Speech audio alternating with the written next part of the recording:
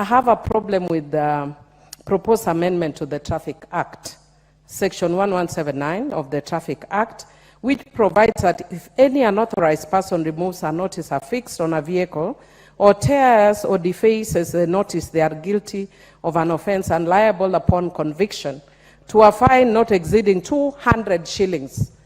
I would want, with your permission, to say it in Kiswahili, shilingi 200. And with your permission, I can say it in Kijaluo, Seling Meareo. Order, Millie. I sought your permission, Mr. Speaker. I never gave you any permission to go I do apologize then. Proceed, Millie. And Mr. Speaker, the reason why I'm saying that is that this amendment seeks to move that fine from 200 Kenya shillings to 200,000 Kenya shillings. And a fine of 500 Kenya shillings to 500,000 Kenya shillings. And I am actually sad that I was not here when Honorable Ichungwa was moving the tax policy. And your tax policy must be anchored on what you promised, which was, what are these people you are calling, what were they called? Hustlers. Which else are you going to find?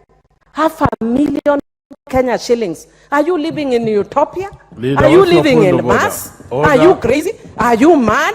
Are you mental? Do you need a mental checkup? You are taking Kenyans crazy. Order. I'll still give you a time. This is the sweetness of debate. What's your point of order, Leader? Honorable Speaker, is a member really in order? And you've had the kind of unpalatables she is spewing, or asking whether people are crazy, whether they are sick, Honorable Speaker. But more importantly, we are debating the Statute Miscellaneous Amendment Bill. And we concluded debate on the tax policy motion, which was passed this morning. As usual, Millie Odhiambo was not in the House. I'm not sure whether she contributed to the tax policy. And probably to also understand that fines are to deal with people who have a penchant of breaking the law, people who believe that laws are there not to be followed. And therefore, Honorable Speaker, I would want you to get the Honorable Millie Odhiambo to restrict herself to the debate on the issues here. The tax policy debate was concluded and we voted on it in the morning. Honorable Speaker, we are therefore debating the Statute Miscellaneous Bill, and she can restrict. I heard her say that she wants to engage intellectual arguments, Honorable Speaker, and you know, I have tremendous respect for a lady like her, but when she engages in epithets, Honorable Speaker, I may not be able to engage, to lower myself to that level. You know,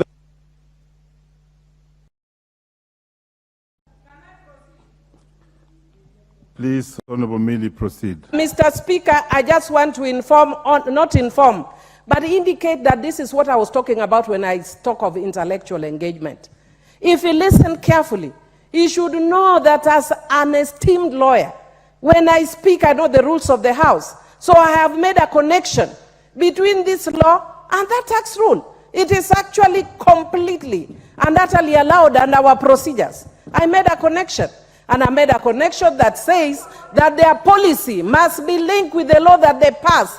Your policy cannot be divorced from the law. The law must follow the policy. So I want to tell Honorable Kimani Ichungwa that indeed he knew. He actually prophesied that I was going to say something about him. That's why he preempted. And I will repeat, are you mental? Are you out of your mind? Think about Kenyans that you are harassing. Which Kenyan is going to pay 500,000 Kenya shillings for removing a small piece of paper off a car? You are very unserious. Order, Millie. Order, Millie. Honestly, you are doing very well, but the language, you don't need to use unpalatable language in the House, and therefore, well, that's spent, but the language is not proper.